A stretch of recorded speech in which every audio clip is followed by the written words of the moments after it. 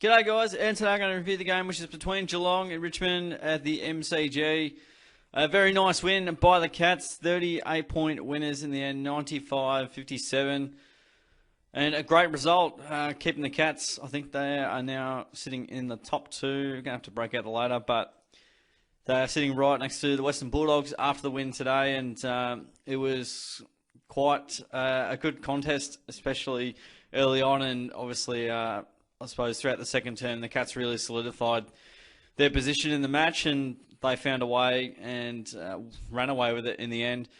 Probably slightly flattering scoreboard, but again, maybe the Cats kicked pretty accurately, and the Tigers probably missed some that they probably shouldn't have missed as well. They had some really good looks, but yeah, what an interesting game it was early on. It was just the pressure and intensity was just unbelievable. Both sides tackling like maniacs. I don't often see, but usually it's one side that will just sort of break away. But again, yeah, early on, both sides really made it very difficult for opposition to sort of score. The Cats found three with some really straight kicking in the opening term with some sloppy turnovers from the Tigers, but also good pressure from the Cats. And the second term, obviously, is where the game was almost won and lost. Really got out to a 41-point margin. And Tigers kicked a few late in the last quarter. Cats probably put the cue in the rack a little bit. And yeah, we knew the Tigers would always sort of come out firing after half-time. It's interesting how it takes a half-time spray to get a response from teams like Richmond and Brisbane and so forth. But hey, you got to do what you got to do. Tigers are always going to come out and give it a real red-hot crack. But yeah, it was just a really positive game all round, and just the manner in which Geelong played and won. They couldn't really get their marking game going early with the pressure. There was hardly any room to sort of take marks. There was just the ball was on the deck, players are getting tackled, and there was no time or space for either side. Although Geelong really got on their terms, they were exceptional out of the stoppage, and especially getting scores from that. Yeah, I suppose stoppages around the ground, especially centre clearance as well. That was sort of gave Hawke and a few of the likes, Sav, some really good looks, and obviously they converted most of their chances for the afternoon, and they looked really positive. What I loved the most was just our pressure and how it just lifted or just kept at the same rate in the second term, which then sort of, Richmond weren't quite able to match it then, and it continued on. And so often when Richmond would try and move the ball from back half to the forward half, would get an intercept in there and not allow them, too many easy goals. And that's obviously really helped us out a lot. Intercept mark game was really good. Aerial contest, just winning one-on-ones was quite a feature on the day and really invaluable in getting the win. I like pressure more than anything, because then that means that your mind's in the game, and you're going to give it a red-hot crack. And, I mean, pressure, as we've seen, has won the last probably 10 premierships at least. So it definitely helps if you keep sides under pressure and just give yourself a real good chance to get the win. Really accurate, which is nice, and it'll be from back half. The ball movement was really good. We tore it up through the back half, D50 to 450 movement, often at times going from coast to coast, and making Richmond look pretty ordinary. And they've been cut up a few times, a number of times this year now, on that basis. And yeah, just great contest work, good around the source, great pressure, and the guys at the end to finish it off. So super pleasing with the result. We'll have a look at some numbers and crunch some numbers.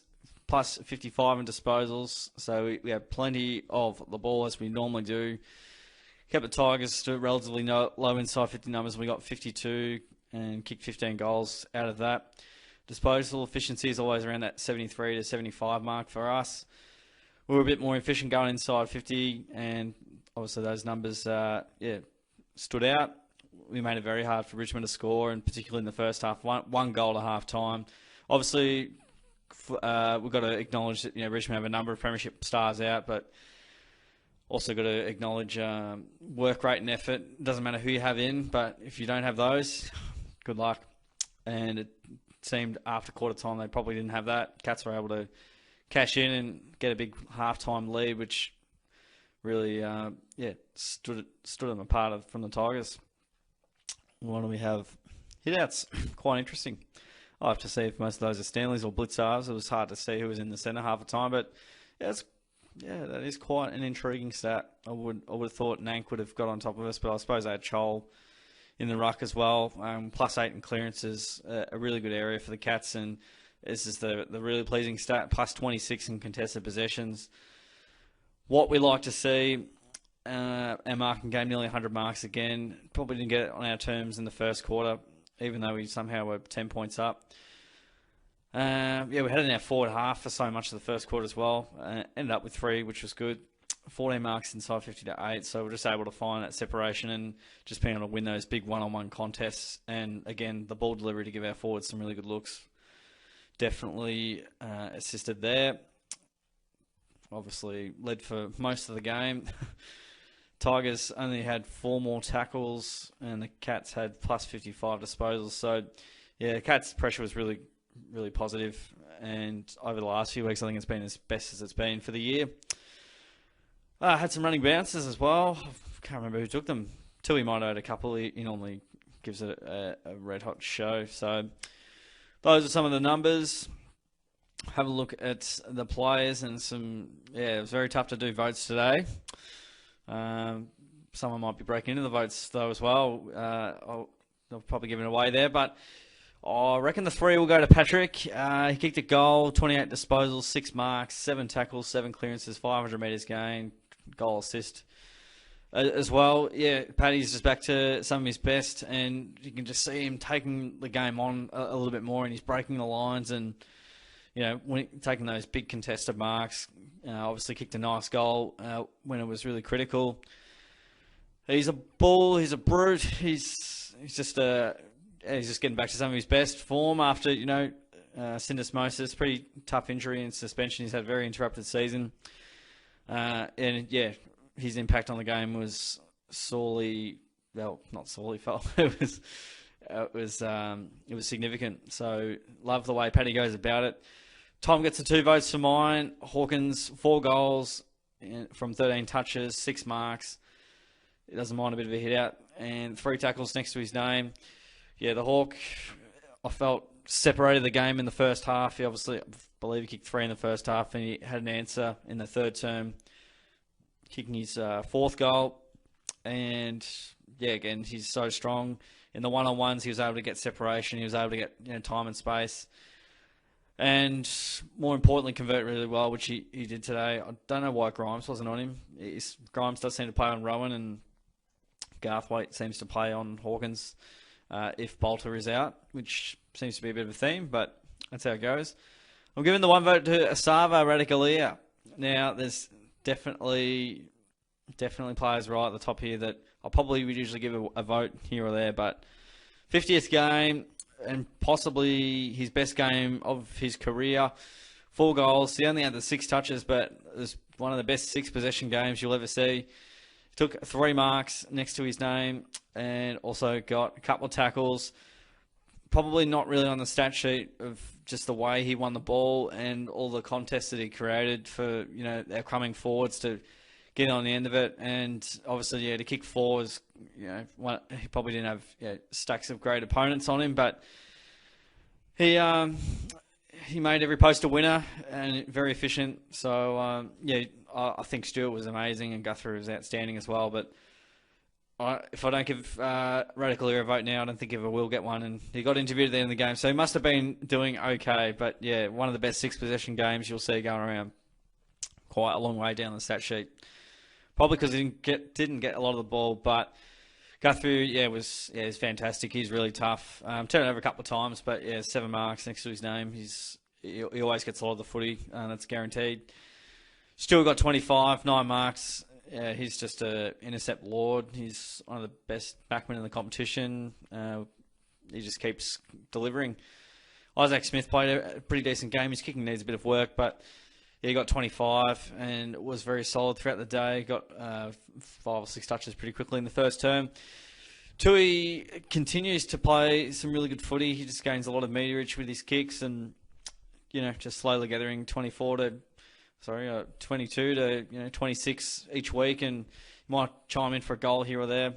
Menegol played a good game. He got 22 next to his name, and his marking ability is really good, and his work rate's outstanding. Blitzar's played a solid game. Yeah, it looks like he did play a bit of ruck, and sort of around those stoppages. Played a good role, and I think a little bit down back as well. But he may have just played the midfield the whole game, and I wasn't seeing anything. But no, Stanley was definitely around a bit, so not quite. O'Connor was solid throughout the game. He got 15. Atkins continues to just be consistent and getting the job done. Myers kicked a goal from his 16, kicked a nice snap early. Henry was also really, really good on Rewalt. I think he ended up kicking 2, possibly. That's Arts. I might find Jack at some stage. I've probably gone past him there. So Rewalt kicked 2 and he was okay. But I thought Henry's efforts were, really, really good. Dalhouse played a good game. He got 15, kicked a point, 4 tackles, I assume there. So, his pressure was good, and he was often keeping the ball sort of in the forward 50, which was what we like to see. Parfit was good. He kicked a goal, nice snap in the last quarter. Always has a few tackles in there and got a bit of the ball. Mentioned Radigalia. Stanley played a good game as well. He made Nank earn it on the scoreboard in the first term with a goal and the nice block from Rowan. And obviously racked up 25 hitouts, and he was just a good presence for the Cats throughout the game. Kyle Jasney's been actually not too bad the last few weeks. He's been reasonably solid.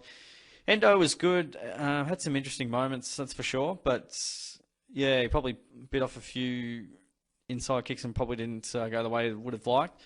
I've loved Hughes run off halfback. He's getting more of the ball now. He's not getting those 6-7 possession games. He's getting a bit more of the ball now and making his presence felt with his run and dash off halfback.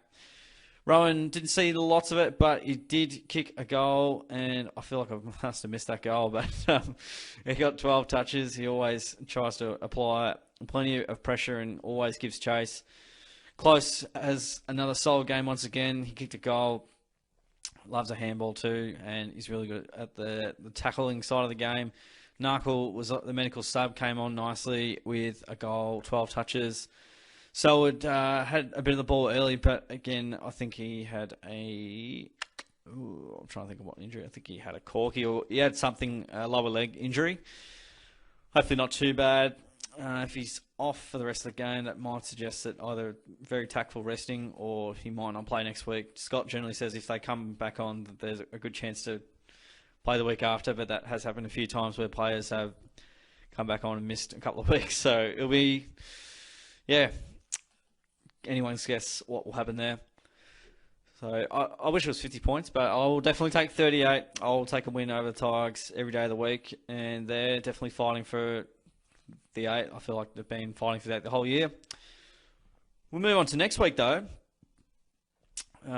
We've got North Melbourne. This one's at Blundstone Arena. I think they win about 60-70% of their games at Blundstone, so it's going to be a very tough ask.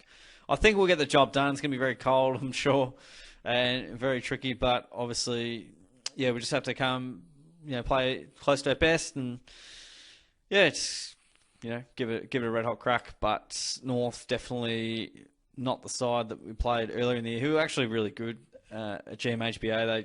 They really gave us a challenge over the course of 4 quarters, but just got to come to play and give our absolute best and not take North lightly, because you can get some surprises, that's for sure. And I think this game's it's probably a danger game, I would suggest. I suspect we win, but we've seen how even the competition is to not put anything in the book. There's players that can come in, Selwood might go out, but we know who's around the mark. We've got Higgins, who's obviously around the mark. Duncan won't play for a little while, and Cameron obviously won't probably play for another couple of weeks, just on the conservative side. And I didn't think anyone was really, no one's screaming out to me saying that they should be dropped, because it was a really good team performance, and that's what I enjoyed about the game. And Damien Hardwick's presses up now, FYI, guys, so you can see he had his hands on his face a fair bit throughout the course of the afternoon, and what would have been a frustrating game. Richmond obviously had plenty of turnovers, and Cats put them under a lot of heat and made them pay. 20 scoring shots, kicking 15 is pretty decent. And Geelong had obviously a lot of really good, looks forward. a goal and definitely made their chances matter. So that's it, guys. Hope you enjoyed the review. It was the Cats by 38 points over the Tigers, potentially halting their September run. We'll wait and see what other teams do and what the Tigers do over the next 4 weeks. But yeah, the Cats go into the top 2, massive time, and obviously a big poignant end of the season coming up and final series upon us. So, guys, hope you enjoyed the review. If you did, give it a like, subscribe away so you can keep up to date with all the reviews, all random videos I'll come out with, and click the bell if you want to get notified as well. So, thanks for sticking around, guys. I'll catch you all on the next video.